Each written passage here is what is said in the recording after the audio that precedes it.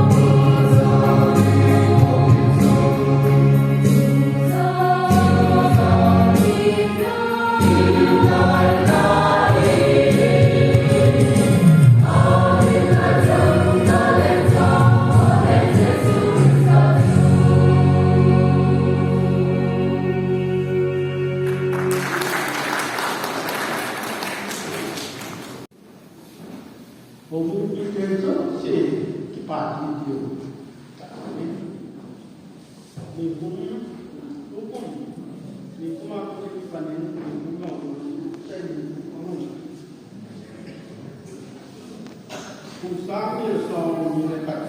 Buddha Christmas những cùng lễ các bạn đã vào được chúng ta đã cùng nhau đã để đi mà nó tại một số ạ cũng trên một sự phát triển tại để có bốn cái số tiền chỉ về để làm để không bị làm để sai thì ra ta chỉ là gì đấy mà khả năng là cái gì tôi phải cái cái đấy vâng và cái hình lặng của một số số các cái điều công an này của nó anh đã nhận tiền này cũng là mà chúng ta không có chúng ta phải quân như vậy này đồng chí cái chúng ta của chúng ta thì nó cái những số như tên trên hồ đã gây được hình ảnh cái đó là ta sẽ miên thì là thủ nó đặt một cái phần là cái gì hồ cũng như thế hồ Christmas mình nó và nó đã đi chế cái đó ta lên và nó cái sự đó cái lúc nào sẽ như là đấu ra là vài cái hồ này và như thế thì cái chuyện mà chơi ra nó sao và như cái chuyện đó có sao cái đó có phải để sự mà cái lúc chúng ta phải là đó là cứ biết cũng như theo con lên cái liềm như là cái đẹp không cái liềm như là cái vụ gì vậy thì chúng ta có là cái học hành là cái ngoại tiếng chung qua thì Christmas mình năm chúng họ có biết đấy thì chúng sinh ra đi Advent Christmas nó để cái nó Advent Christmas thì cũng biết ông cũng chừng để vì một cái gì vì chân chúng bà con trên phố ấy có ở đây không có người quân chúng điều mà hỏi là sẽ tay mình ra ông cũng bị xử lý mình cũng cái một cái đẹp cũng tại mình không muốn đòi để cho cái tại không đòi mà không có biết thà đi mà trong bài những cái sự đã không như thế mà sẽ đến anh cũng phải là sự kiến cái bài cái đó atau terjadi yang berulang pihak mula saat lama saat ini tidak bilo saat ini dunia jom nakal saat ini jumlah jumlah tanggal jom mungkin besar jenis atau saat ini ahun bahkan bahkan nama nama mungkin jom ini aman jom untuk semua tanggal mungkin jom lagi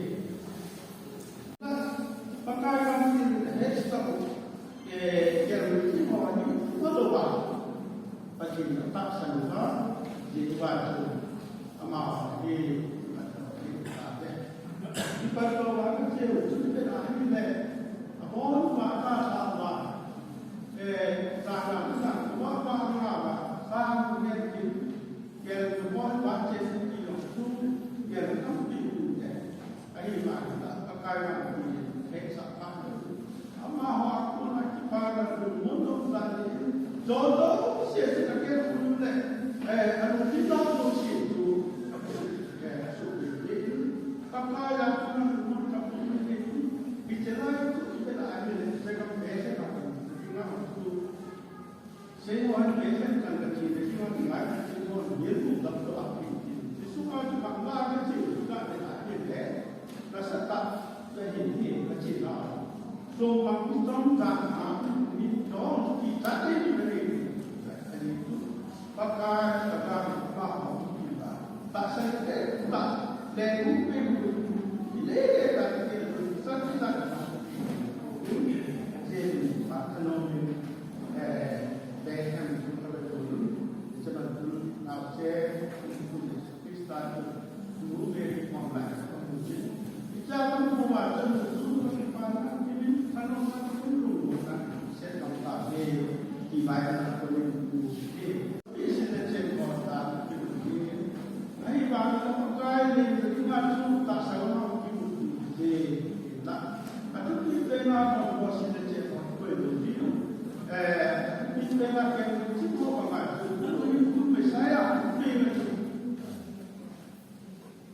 Tagaw at kikanda ay ito at kaya yung kama Christmas pa yun mo kaya mo mga ito so namin si mo hindi pa nila bunga at na blessing na kung solang better gagawin ko na ama isang ba asin betwa sang mas ang kini nga patwa epi vai pau patin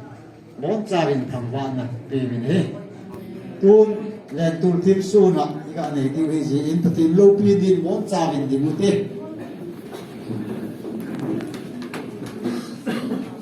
tu kum sang ni le som ni le khat on rafa ni sim som ni le li gan ship ni zan tu zan phahin Nisilai hulmun hi supidang Christian Church den pakai pin Christmas pakai pin lim na kinbuam ring sena bandingin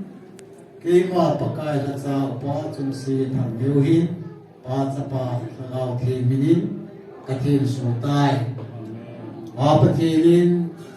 Christmas pakai pin lim na kin mga bisalal ho si Wang le patin le tak tain wang e bo jing tao hen amen tao ite ngai lu na long lo wa e ngai lu jing wa ka pau ka pathi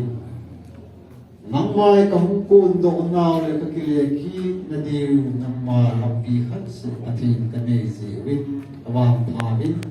na ko ma ki ba thu ka hin lu he